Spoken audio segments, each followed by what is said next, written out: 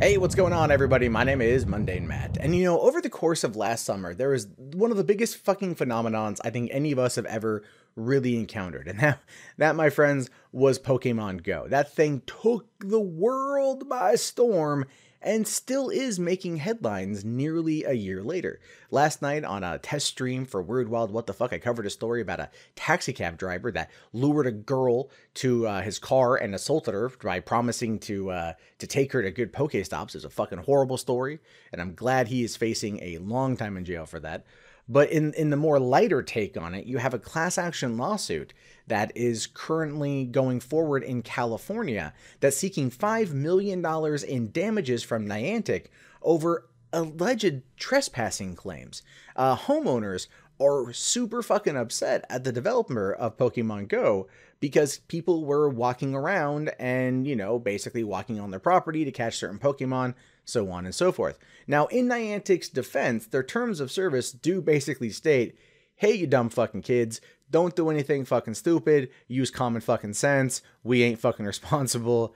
But of course, the terms of service never, ever get read, right? They never get read at all. No one ever gives a shit about the terms of service. People are going to do what people are going to do. But this is where this entire class action lawsuit kind of cracks me up, because the idea of it essentially is saying that the user of the game has no personal responsibility to what they do with it, that it's all Niantic's fault. Now, Niantic, keep in mind, took the entire map of fucking Pokemon Go and just ripped it from Ingress, another one of their augmented reality games. So it's one of those situations too where why aren't people who play Ingress or going after them for Ingress? It's just Pokemon Go. And clearly the answer is because it's more popular. But part of the class action comes from a condo group in Florida, out of Hollywood, Florida. And they're pretty mad. They're recent additions into this class action. And they are not happy with Niantic. They feel like their virtual property rights come into play here, right? They do say here, landowners should have the right to refuse the placement of virtual objects on their property, at least where those virtual objects create any kind of incentive for any persons to be in their physical proximity. Basically saying, hey, keep that pesky shit off my fucking lawn. They're in Hollywood, Florida. You can kind of guess who the demographic of people who live there are, right? Which I understand their point of view, and I will be fair. I'll make fun of them a little bit, but I understand their point of view. They feel it's their property, that virtual items should not be placed on their property, except they're not placed on their property, with the exception of maybe Pokestops and Pokemon gyms. But at the same time, even then, it's not like something actually exists on that property. Nothing is taking up place in the virtual or in the physical world, only the virtual. And who really ultimately has control over that?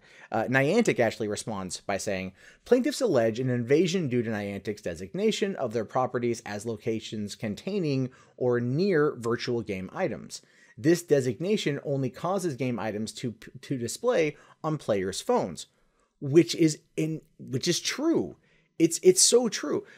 The item is not placed on the property. The item is inside of the phone. So there's literally no virtual item on their property. Now, again, like I said, I understand the plaintiffs' complaints here. I get it. They're mad. They don't want these kids walking on their goddamn lawn. I understand. But at the same time, it is not the game developer's fault this is happening. It's not. It's really not. This goes back to the same argument of games like Grand Theft Auto and Call of Duty and Halo cause people to fucking go violent. It's a load of malarkey. It's just the only way to describe it, is being an absolute load of fucking horseshit. But right now, it's currently on its way to a federal judge in California. And the whole point of this case, though, if it goes forward and if it wins, is that essentially this could redefine what trespassing is. Right? Now, my question for this could be, if this passes, if this class action lawsuit wins, would it set the precedent for virtual items on people's properties, or even pointing a phone at someone's property and taking a picture? So if I'm driving down the street and I look over and I snap a picture of someone's house for whatever fucking reason, is that going to be a violation of their trespassing, of virtual trespassing?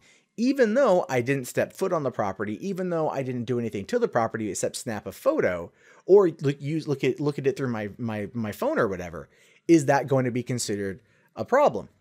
I don't know. And it's one that I honestly don't feel what happened, but I'm also kind of afraid to find out. But the real issue here is whether or not what's happening with Pokemon Go constitutes as tangible trespassing.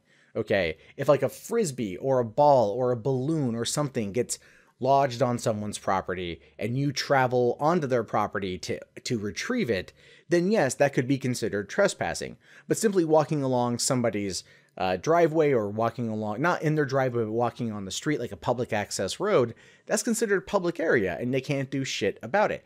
But to be fair though, and again, this is where the whole situation does get interesting, a lot of people did break a lot of these laws, a lot of trespassing laws when the game first launched. In Florida, there was a kid who was shot because they were playing Pokemon Go at 2 o'clock in the morning, and the dude didn't know that they were out there doing that, thought they were trying to rob him. So he pulled a stand your ground and he opened fire a couple times. And I think he shot at them, hit their car, didn't actually shoot the kids. I want to just clarify that. So I understand the plaintiff's point of view, but at the same time, it falls back to the user, not the developer. And it bothers me because I view this very much like the assault on video games from back in the early 90s, the assault on video games in the early 2000s, the assault on video games in the just a few years ago in terms of everyone who plays video games is a violent, sexist, misogynist. You know, like the moral purity that comes out of the assault on gaming rears its ugly head around every 10 years or so. And it's really fucking annoying. And it's about time that people stop approaching the most popular and profitable entertainment medium on the planet as just fucking devil worshipping and shit. So look, $5 million is what they're seeking. I really do hope the judge shuts this thing down. I do, because it's horseshit. Right? I get that they're upset, but if those kids are breaking the law, then you call the fucking cops on those kids playing the game. You don't go after the developer of the property because you're upset that someone else did something on their behalf.